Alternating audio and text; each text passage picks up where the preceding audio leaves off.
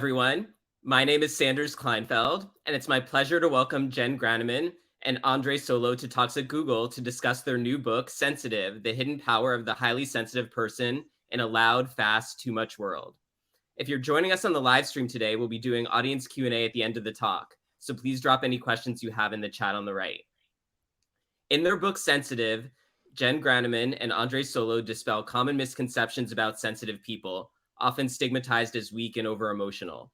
In reality, they argue, sensitive people possess a valuable array of superpowers, including sensory intelligence, empathy, and creativity, which when cultivated and nurtured, enable them to excel as leaders and make exceptional contributions to society. Jenn Granneman and Andre Sólo are the creators of Sensitive Refuge, a website dedicated to the community of sensitive people. Granneman also founded and is editor-in-chief of Introvert, an online community for introverts. She is the author of The Secret Life of Introverts and has been featured in media outlets including HuffPost, The Washington Post, the BBC, Oprah Daily, Buzzfeed, and Glamour.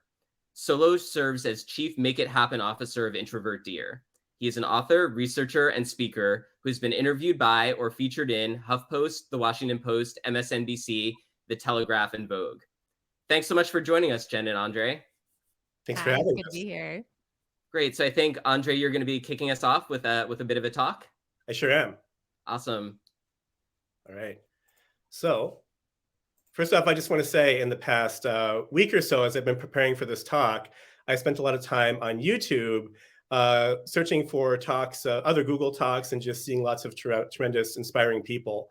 And by about the fourth video I watched, the ad at the beginning was aimed at public speakers with ways to develop your public speaking ability. So good job on the ad targeting, guys. Okay, let's talk about being sensitive. So when Bruce Springsteen was a child, he did not measure up to his father's expectations. Springsteen's father was built like an ox, and he was a working man who prized strength, toughness, and the ability to fight. Bruce Springsteen, by contrast, was the sensitive kid. He was a gentle, soft-hearted dreamer who cried easily. So, for example, the one time his father tried to teach him how to box, the younger Springsteen crumpled at the first gentle tap and burst into tears. His father left the room in disgust. Being sensitive did not make Springsteen popular at school either. The other boys picked on him, and the other girls liked him well enough, just not for dating. Springsteen became, in his own words, socially homeless. I think we all have experiences like this, where our softer side or our more sensitive side is somehow unwanted. Sensitive kids are often seen as needing to be fixed, and sensitive adults learn that they need to cover that up, at least in a professional setting and often everywhere else. But that raises questions, because Springsteen isn't just sensitive. He's also incredibly talented. That socially homeless young man went on to become one of the greatest rock and roll legends of history. The question is, how much of that success came from being sensitive? Is being sensitive some kind of gift?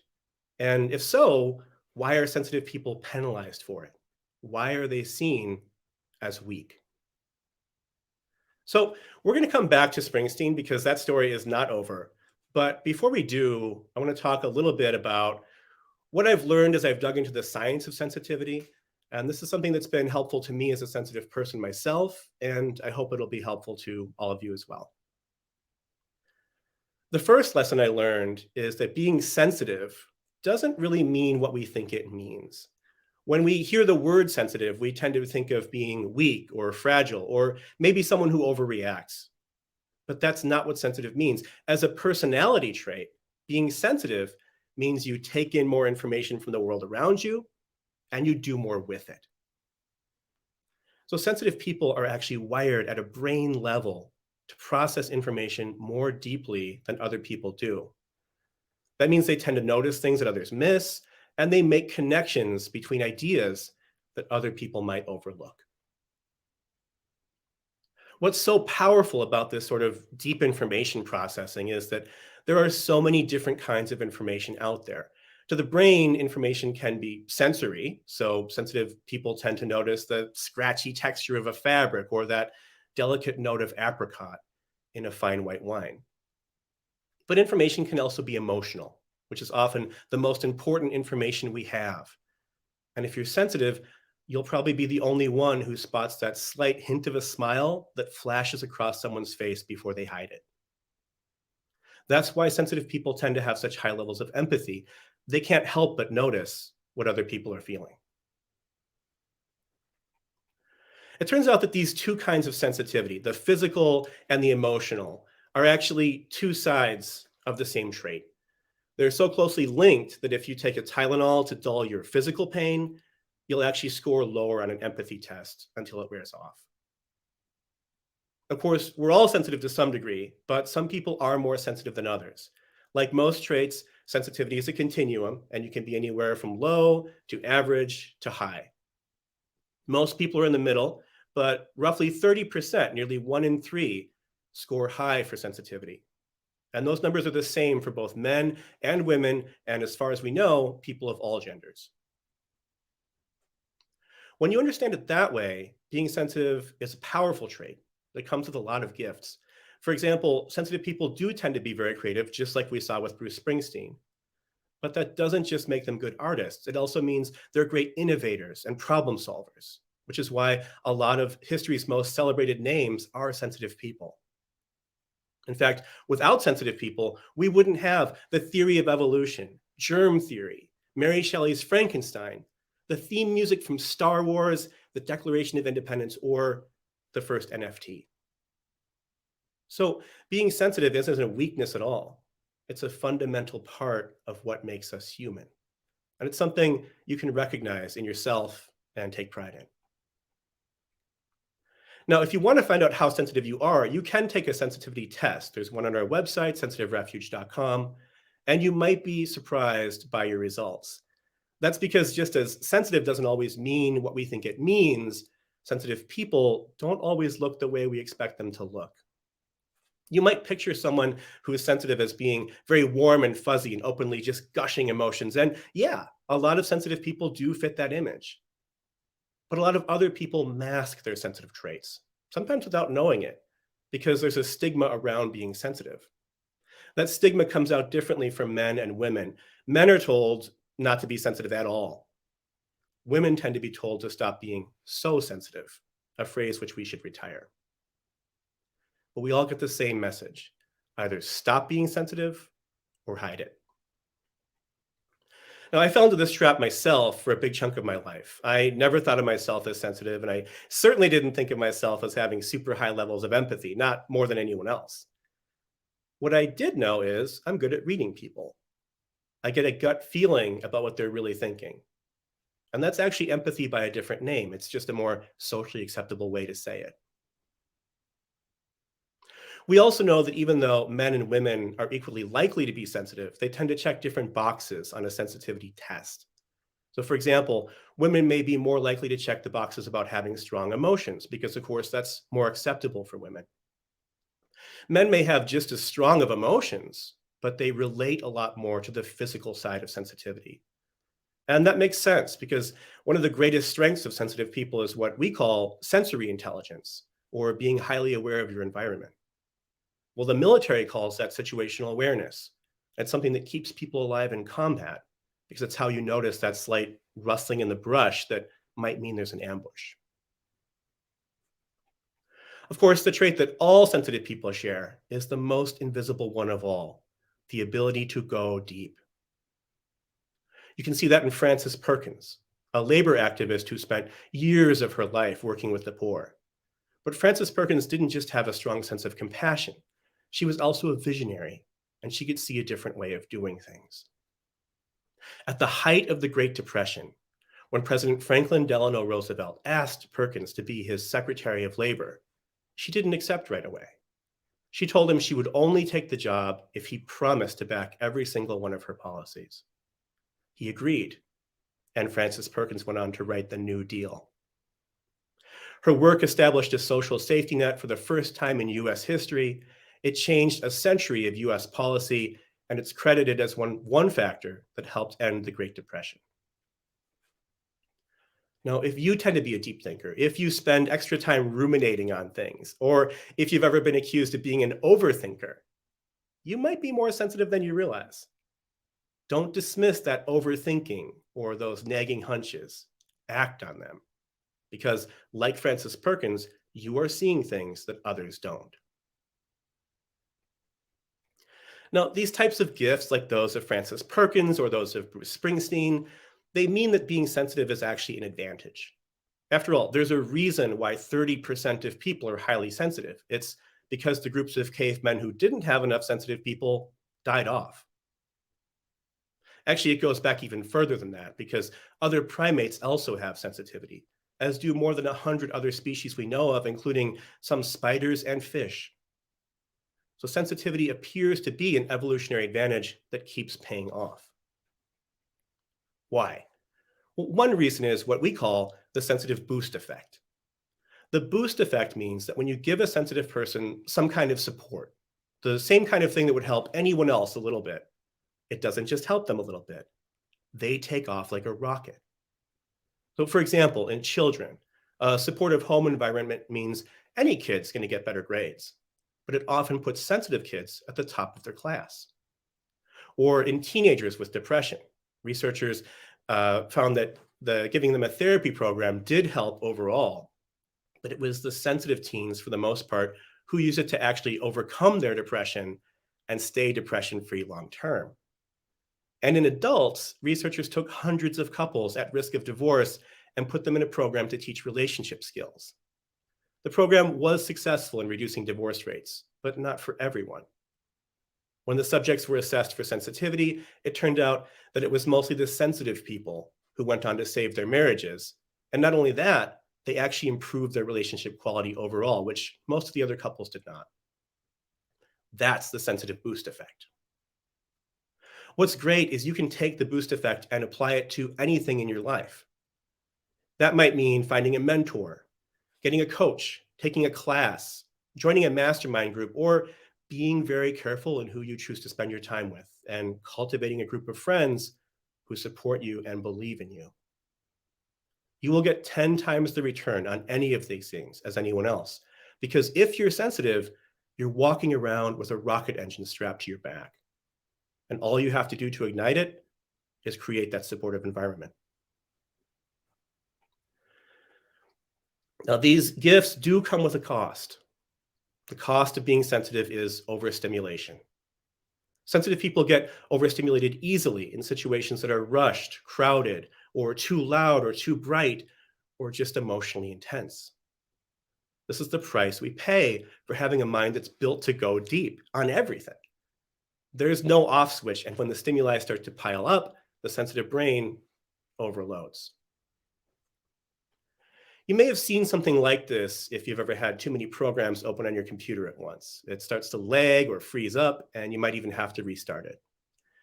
For humans, cognitive overload or overstimulation can mean brain fog, fatigue, anxiety, and even physical symptoms. And there's no easy way to restart. The only solution is to take time in a calm environment and let the brain process. This overstimulation is part of the reason why sensitive people are often mistaken for introverts. In reality, many sensitive people are extroverts, but they may not do the same activities as other extroverts. For example, a sensitive extrovert probably won't do well at a huge networking event with 200 people in the room because it's overstimulating. Instead, they might fill their social calendar by meeting just 2 or 3 friends for deeper conversation in a quiet restaurant rather than a noisy bar. That's where they get their energy. Overstimulation is also part of the answer for why sensitive people are sometimes seen as weak. In the wrong situation, they really can be easily overwhelmed or seem thin-skinned. But it's not their skin that needs to change, it's their environment. Sensitive people need a calm, quiet environment to be at their best. And when you take control and start to create that environment in your own life, overstimulation becomes less common. One of the best ways to do that, if you're sensitive, is to build space into your schedule. So have a set time each day when you sit quietly in your room or your favorite chair and just let your mind run. You might journal, daydream, listen to music. The point is to just let your brain process everything it's not caught up on. Not only will this prevent overstimulation, it's also going to be when your breakthrough moments come to you. Your brain will finally get to connect the dots and it will hand you the answers you need. Now, at this point, the strengths of sensitive people may sound like superpowers, and in a way they are, but it's not always an easy road. Many sensitive people spend our entire lives being told that there's something wrong with us, that we need to change to be less sensitive.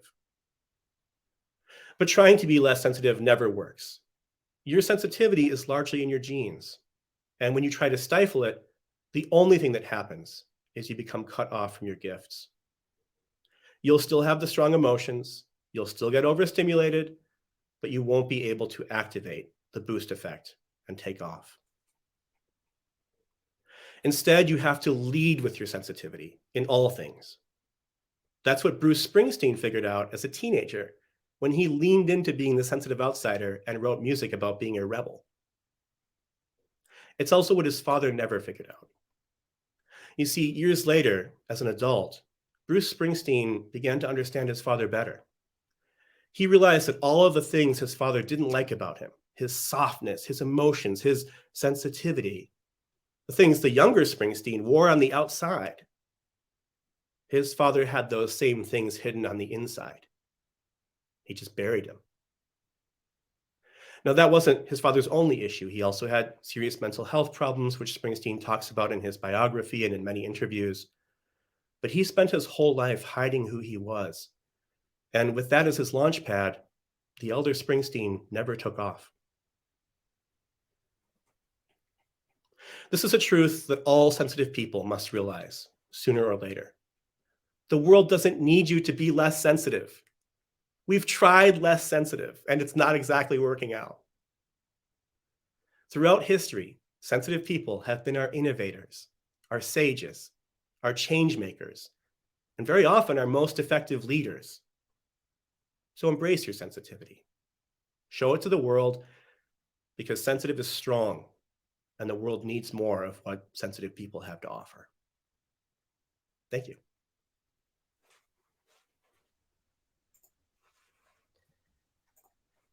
Thank you so much, Andre. I'm excited to talk to you and Jen more about your book Sensitive and discuss all these topics in more depth. For sure, yeah. So to kick things off, I was wondering if there were any particular experiences in your life that inspired the two of you to write this book. Why don't we start with Jen on that? Sure. Yeah. So I wanted to write this book because I've always been a sensitive person and it's always made me feel strange or broken or flawed.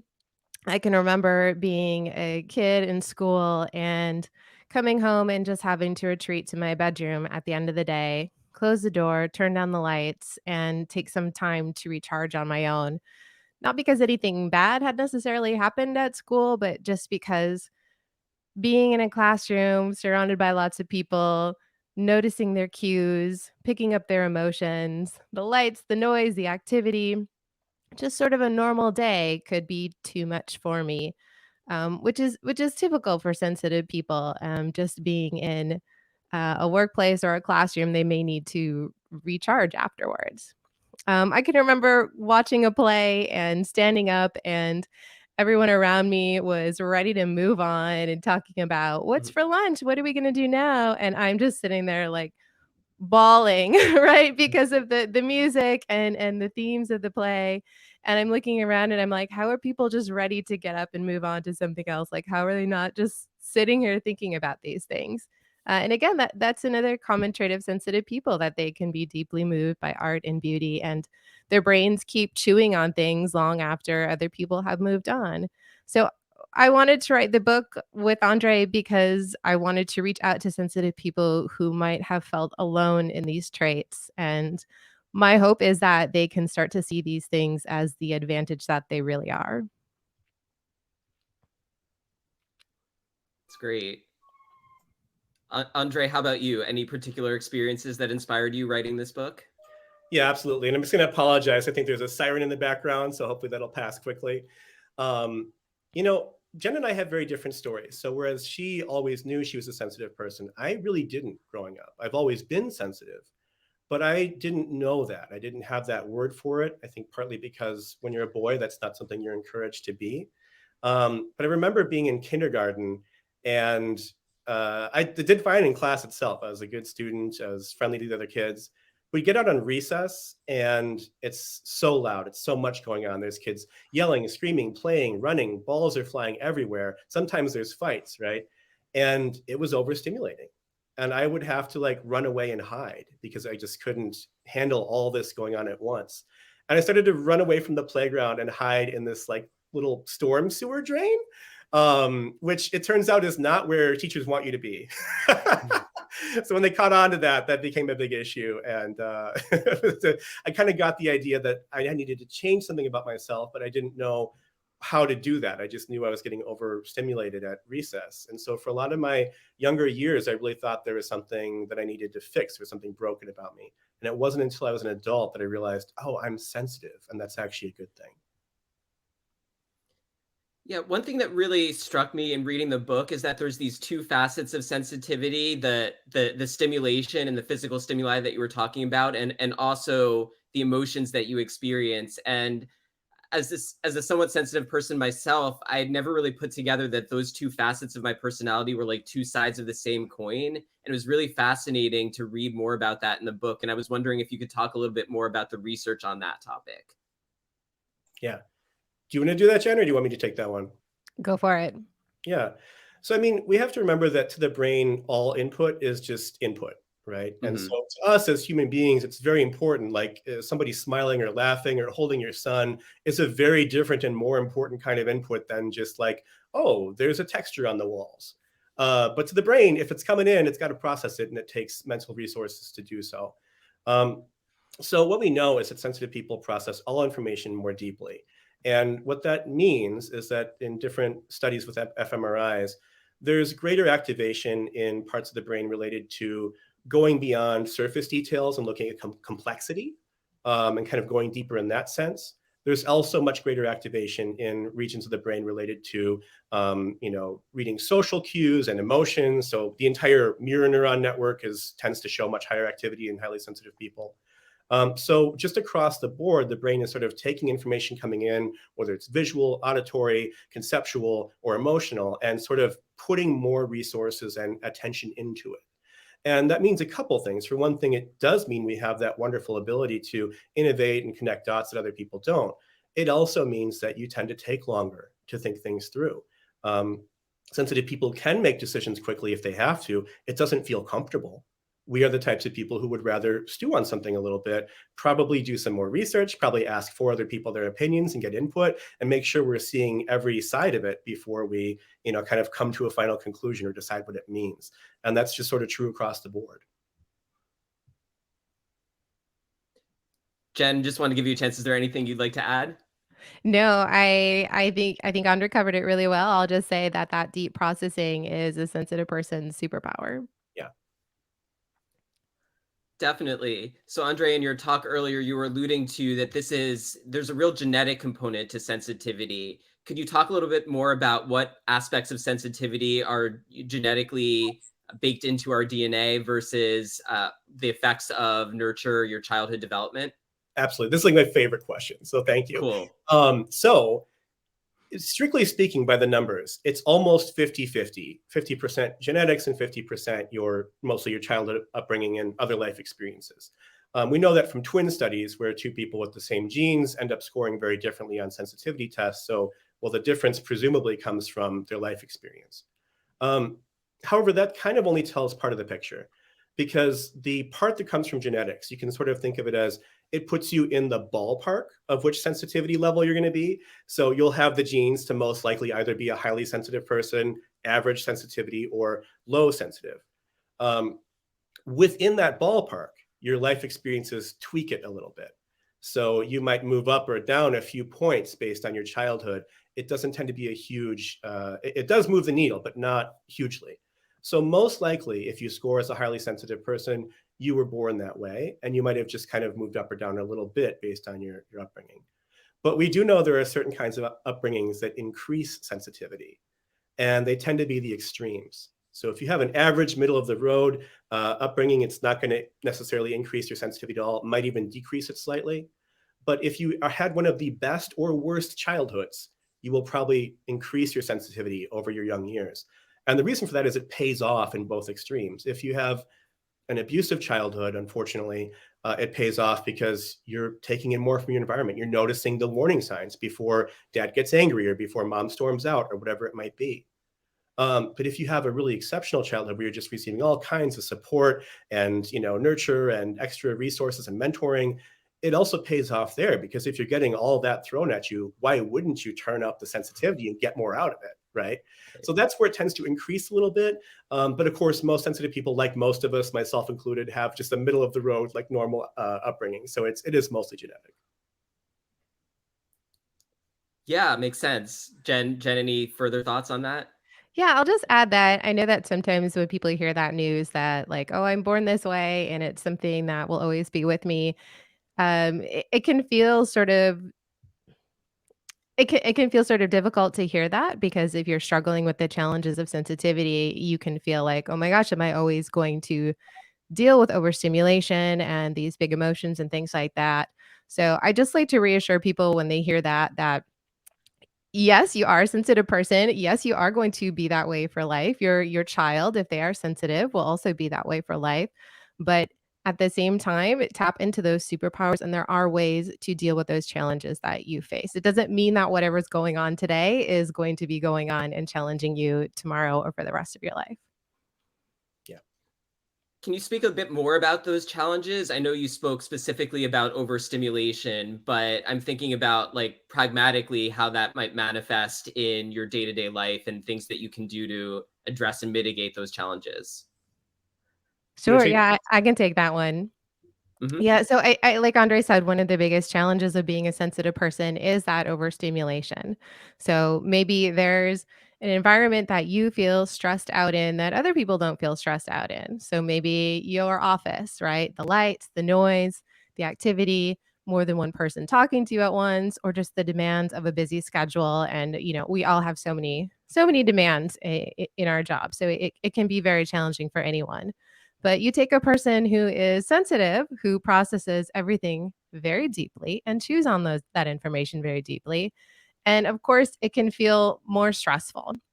Maybe your coworker is coming in that day and feeling sad or stressed out. So maybe as a sensitive person, you start to feel sad or stressed out because you're absorbing those emotions. Or maybe there's just too many demands coming at you. So you feel bombarded.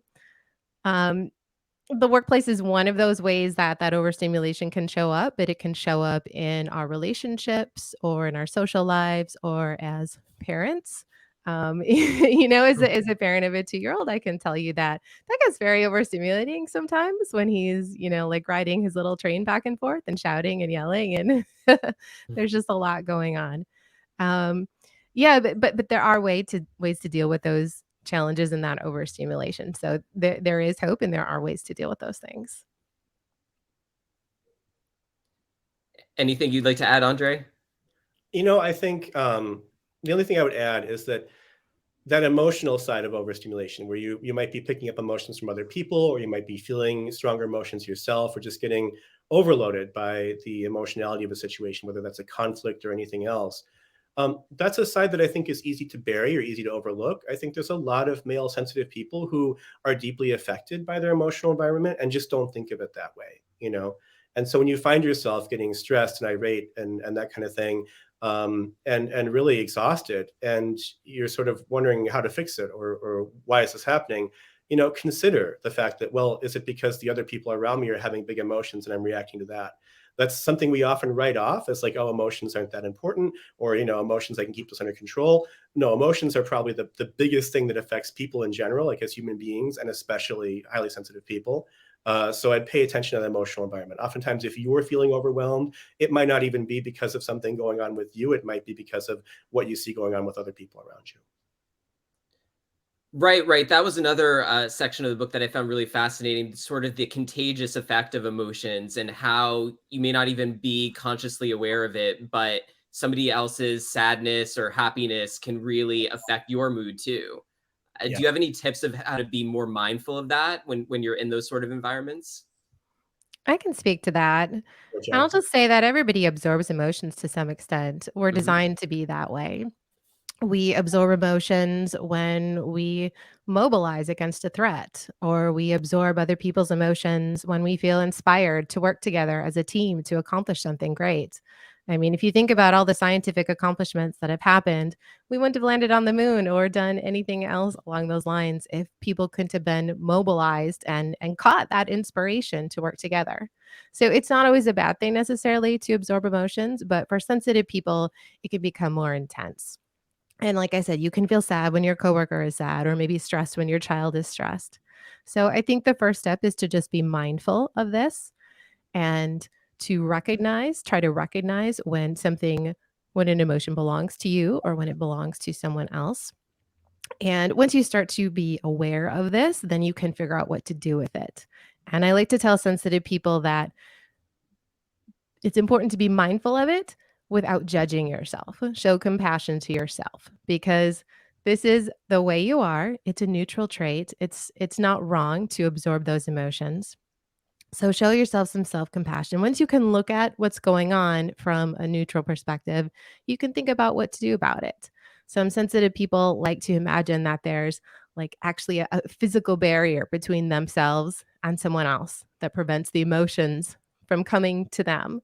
Mhm. Um, Personally, I just like to reflect on what's going on. And when I can think to myself, am I feeling this way because the situation is really affecting me? Or is it because, I'm feeling empathy for someone else involved? Or, maybe the way that my child came in and was like bustling around and running around the house and making a lot of noise and getting upset, maybe I started to absorb that energy.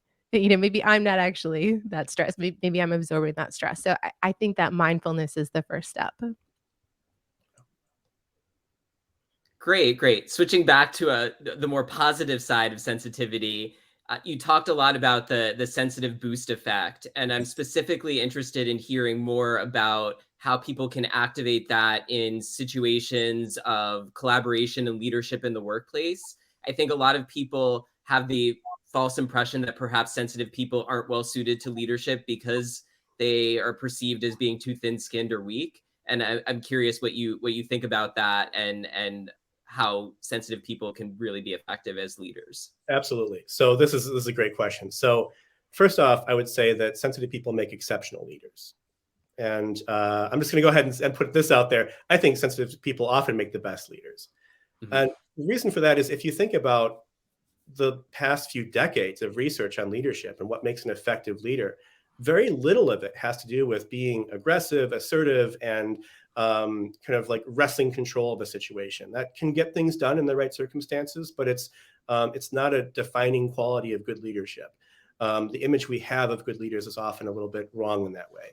What we are seeing increasingly is that traits like being humble make good leaders. Taking the time to ask people under you or people on your team or people with different areas of expertise for their input on the matter and listening to it before you go ahead and rush to make a decision, that tends to lead to good leadership. There's even some wonderful research that was done at Google a few years back that found out that the most effective people on a team or in a meeting were basically the people who were best at reading and responding to the social cues of the people around them. And so this is really the ingredients of leadership. Is leadership is sort of people skills. It's really about how do you get lots of people to not only work together and do the things that are needed to get a project done, but to feel invested in it, to feel good about it, to see clearly how they're contributing. And that is all coming down to social skills and emotional intelligence.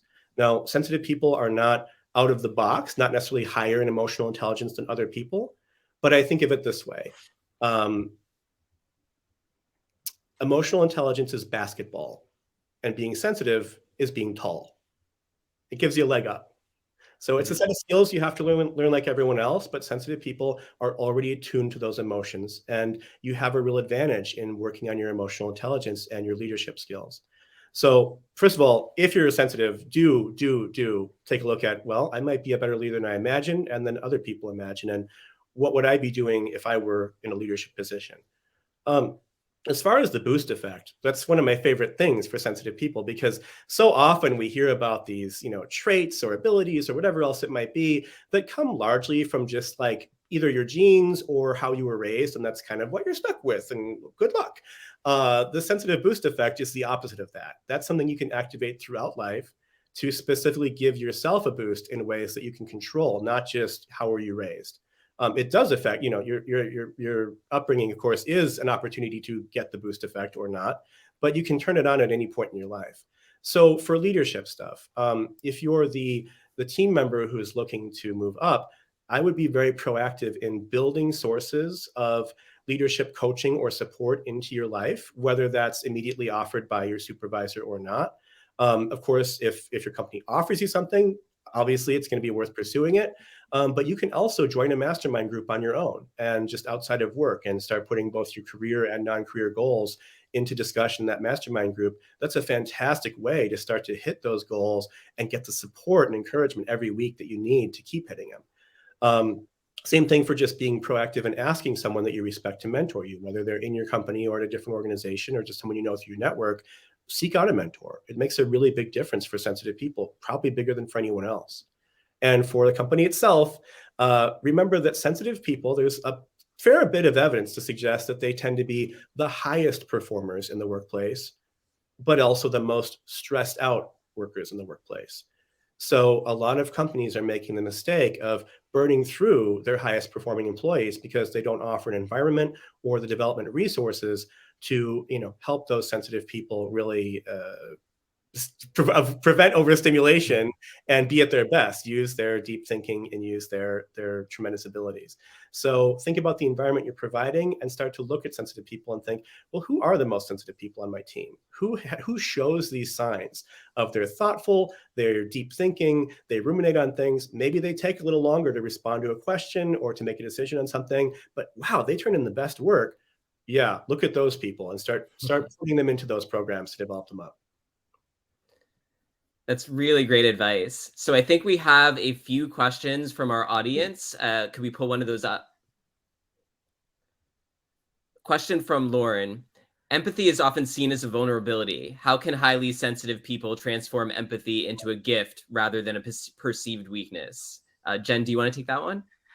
Sure. Yeah. And I'll just say that I understand that feeling of being empathy as being a vulnerability, because sometimes it feels like the world will take advantage of you because of your empathy. In our book, we talk about how to move from empathy to compassion. Empathy can be a painful feeling when you feel the emotions of the people around you, when you feel their stress, their sadness, or maybe it's not even just the people around you. Maybe it's something you hear about in the news. Maybe it's someone you don't even know. That burden can be very painful. And empathy can actually cause you to move away from the person who needs your help or support. Because if you're feeling burdened with those negative feelings yourself, you might withdraw. So, in our book, we talk about moving from empathy to compassion. Compassion is an emotion that reaches out, that wants to help, that offers support. And research actually shows that different parts of the brain are activated when we use compassion versus empathy. And compassion doesn't have to have those negative feelings associated with it. So I would encourage you to move that needle and change that mindset and think about being compassionate instead of empathetic. Compassionate says, how can I help you? It puts the focus on the other person instead of on your painful feelings about what's going on.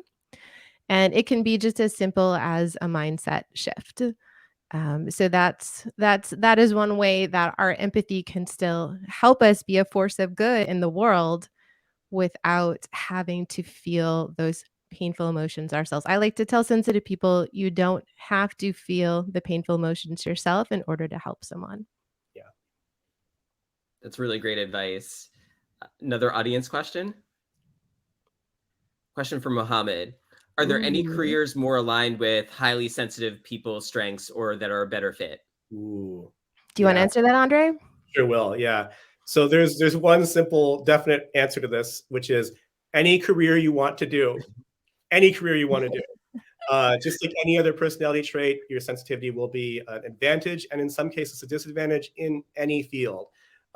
So whatever it is that you feel called to do or that you find the most meaning in, that is worth doing. And being a sensitive person will not hold you back, and you'll find the ways in which it actually helps you get ahead. With that said, there are some careers that sensitive people tend to be the most drawn to. So we tend to see sensitive people often feeling drawn to caring professions. So things like nursing, being a therapist, childcare, things like that. Um, we also see sensitive people often drawn to creative fields. That's no surprise. Nicole Kidman is a highly sensitive person, and she's actually on the record saying that as far as she's concerned, every actor is a highly sensitive person. You essentially can't do the job if you're not. So of course, there's a demand in the creative fields as well. So those often draw sensitive people in. I will say that that can be a mixed blessing, right? Because you will feel your strength, you'll see how your strengths are being really used in those fields. Of course, your empathy is so valuable in caretaking, your creativity is so valuable in the arts and entertainment. But you can also feel burned out really fast. It's very hard to be a high empathy person who deals with patients dying every day or with the worst problems in your therapy clients' lives every day. And we've talked to sensitive people who are in those professions who really have to put pretty strict kind of protocols in place in their own life to disconnect from those emotions and be able to set it aside when they leave work. It's harder for sensitive people than maybe others. And the same thing for creativity. You'll get to use your creative skills as your career, but there are artists out there who end up not liking that, because if you have to sort of, spend all of your creative points each day on the thing you're doing for your employer, and then you come home to work on your own stuff and you're sort of out of juice, that's not always a good feeling either. So again, you have to really put boundaries in place to have your own practice time or your own creative work time in addition to what you're doing for your employer. So I would think about those things. They are great professions for sensitive people, but I would also think about um, any kind of position that does lead toward leadership. We already talked about how leadership is something highly sensitive people are good at, and it ends up feeling good to do. Sensitive people are often a little gun shy, like, I don't know if I want to be the leader. And then once they get into it, they're realizing, wow, I have a lot of ability to make things work better and to get things done that are important and to prioritize the valuable things. And I'm able to make my team feel good about it and keep them, kind of happy about doing it.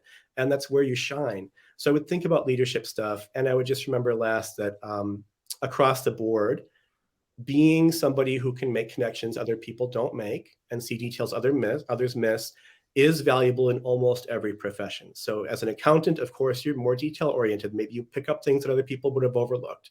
As any kind of scientific or research position, you end up, maybe having the breakthroughs that others don't. Or of course, usually it's a team effort. The whole team is on track and you're the one who puts together the final, wait, what about this?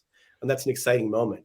And we've even talked to AI engineers who feel that probably the majority of AI folks are sensitive, or at least if not the majority, that it's a particularly valuable thing, because you have to use very good judgment in how you're training the AI on data and which data you're using, and kind of the guardrails you put in place, not just for moral reasons, but for, the purpose of, does this end up doing what we want it to do? Is it effective in the end? So across the board, it's a very useful trait. Great. I think we have time for one more question. Question from Maxine, and this is a great question to end on, I think. What is the one thing you want people to walk away with after reading Sensitive? We'll start with Jen. That sensitivity is a superpower. You're not broken, you're not flawed, you're not wrong for being sensitive. You can't be too sensitive. You have a strength and an advantage in life. Yeah, Awesome. I agree fully. I think if you're sensitive, the single greatest thing you can do for yourself is to embrace your sensitivity and lead with it in all things. Fantastic. Well, on that note, thank you both so much, Andre and Jen, for being with us today and Thank talking you. about how we can be empowered as sensitive people. And for everybody in the audience, please go and check out their book, Sensitive, and learn more. Thank you so much. Thank you. Thank you.